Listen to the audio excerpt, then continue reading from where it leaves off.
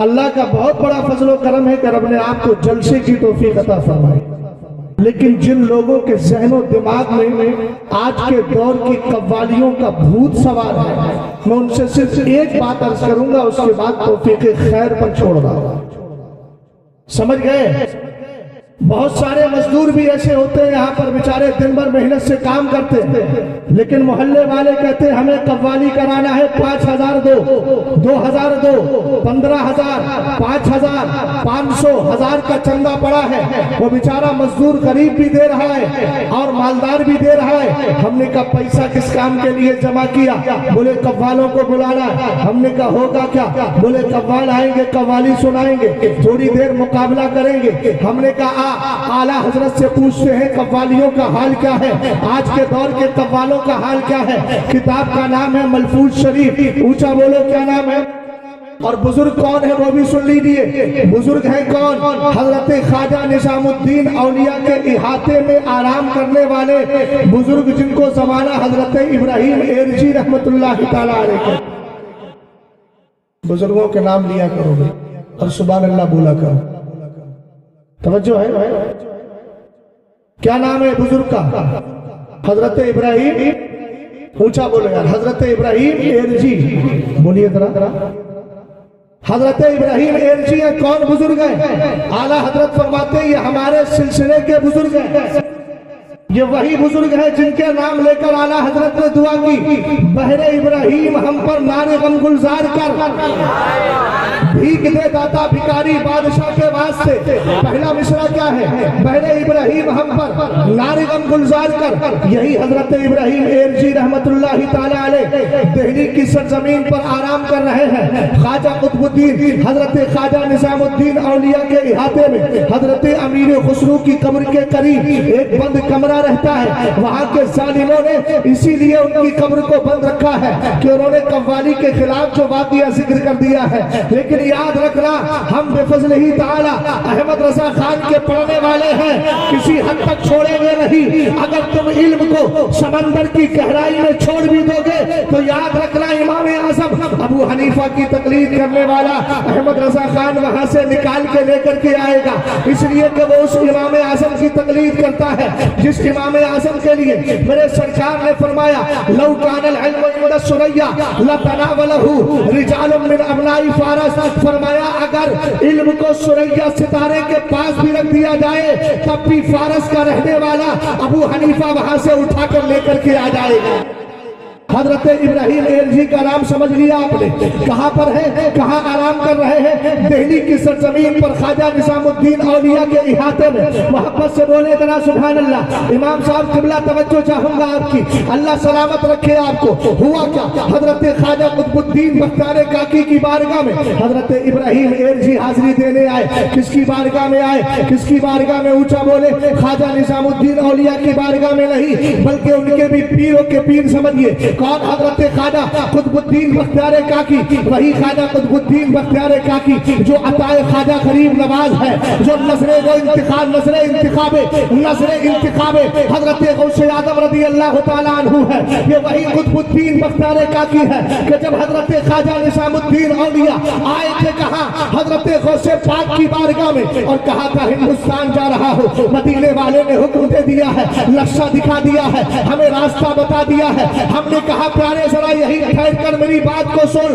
ہم ہندوستان میں بسے ہیں۔ ایک نعرہ دیا گیا تھا ان کو نکالو باہر کرو۔ ہم نے اس وقت جملہ بولا تھا میاں جب خواجہ غریب نواز کے بٹھائے ہوئے اونٹوں کو اٹھانے کی طاقت نہیں ہے، بسائے ہوئے مسلمانوں کو نکالنے کی طاقت کہاں سے آئے گی؟ ہمیں تو بسایا آدم نے ہے، ہمیں تو سگنل دیا ہے مدینے والے نے، اذان پڑھ کے سنائی ہے جبریل امین نے۔ ہندوستان میں حضرت آدم کے واسطے سے نبی کا نور سب سے پہلے اگر آیا ہے تو وہ ہندوستان کی سرزمین پر آیا ہے۔ ہمیں میاں اتنے اشارے مل گئے ہو، ہمیں کوئی ہٹا نہیں سکتا۔ ذرا غور فرمائے، حضرت خواجہ قطب الدین بختیار کاکی ہے، حضرت خواجہ قطب الدین بختیار کاکی کی بارگاہ میں حاضری دینے کے لیے حضرت ابراہیم ایرجی آ گئے۔ اونچا بولے کون آئے؟ حضرت ابراہیم ایرجی۔ آپ کی قبر کے قریب محفل سما چل رہی ہے، قوالی کی محفل سجی ہے۔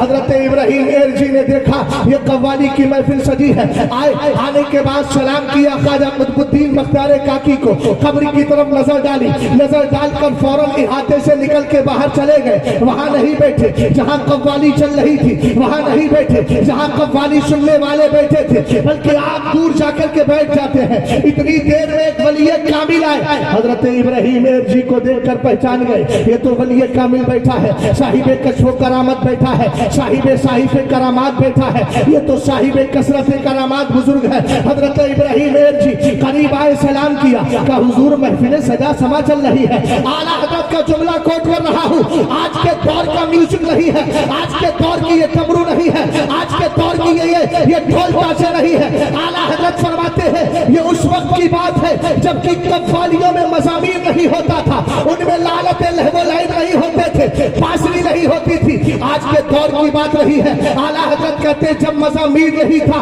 मैं उस वक्त की बात कर रहा हूँ। आज तो मियाँ देखो तो सही, मज़ामीर की भरमार होती है, ढोल यहाँ होते हैं, ताशे यहाँ होते हैं, म्यूजिक यहाँ होते हैं, इलेक्ट्रॉनिक जितना सिस्टम है सब लेकर के आते हैं। यहाँ झंकार हुआ करती है, और वो भी बुलाया किसको जाता है, उस फासिक को बुलाया जाता है जिसके चेहरे पे दाढ़ी नहीं है, जो अपने घरों में जाकर शराब का पैक लगा के शराब पिया करता है। उन बदमाशों को बुलाया जाता है जिनका हाल ये है तुम्हारे कीमती पैसा लेकर के जाते हैं, जाकर के वो जुआ खेलते हैं, जिनके हाल अब ये है कि ना तो नमाज फजर का पता है, ना नमाज असर का पता है।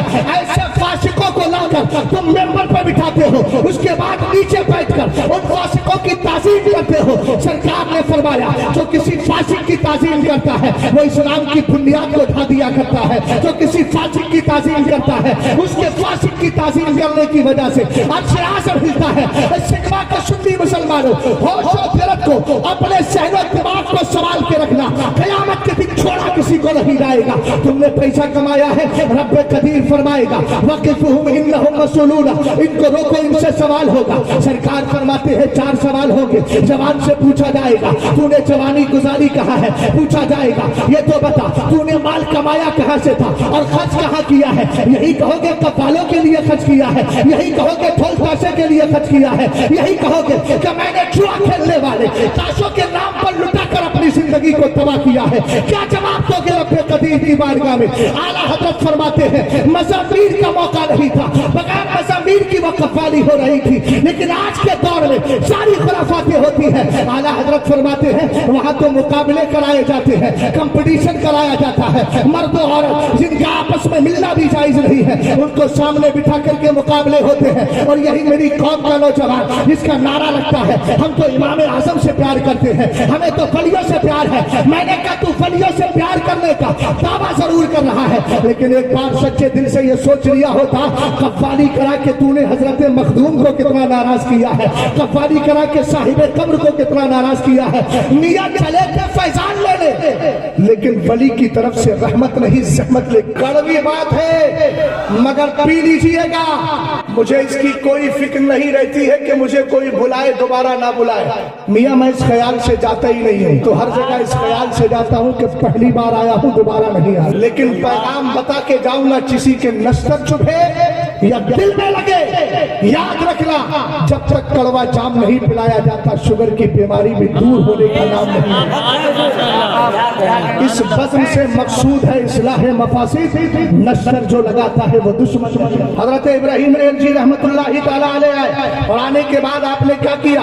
हजरत इब्राहिम जी रहमतुल्लाहि ताला अलैह आते हैं, आने के बाद आप क्या करते हैं उस महफिल सिमा में नहीं बैठते बल्कि दूर जाकर के बैठ जाते हैं। एक साहिब कशफ करामत बुजुर्ग आए, आने के बाद सलाम किया और कहने लगे इब्राहिम जी आपको क्या हुआ, वहां तो महफिल समा चल रही है, आप जाते क्यों नहीं। हजरत इब्राहिम जी ने एक ही जुमला बोला आप तो साहिब कशफ करामत है, कब्र के अंदर का हाल आपको पता है, जाइए जरा ख्वाजा कुतुब को देख करके आइए वो किस हालत में है। हजरत ख्वाजा कुतुबुद्दीन बख्तियार काकी की बारगाह में वो बनी जाते हैं, हाजिरी दे करके आते। तवज्जो फरमाइएगा, हजरत इब्राहिम जी रहमतुल्लाहि ताला अलैह ने कहा आप तो साहिब कशफ करामत है, अंदर जाए। और जाने के बाद देखे उन्होंने सलाम किया, फातिहा पढ़ी, मुराकबे में चले गए, नजर मारी तो क्या देखा हजरत ख्वाजा कुतुबुद्दीन बख्तियार काकी है। अब सुने जो कव्वालियों के नाम पे पैसा लुटाते हैं अब उनका हाल भी मालूम कीजिए वो वली को खुश नहीं नाराज कर रहे हैं, इसी से फैसला हो जाएगा।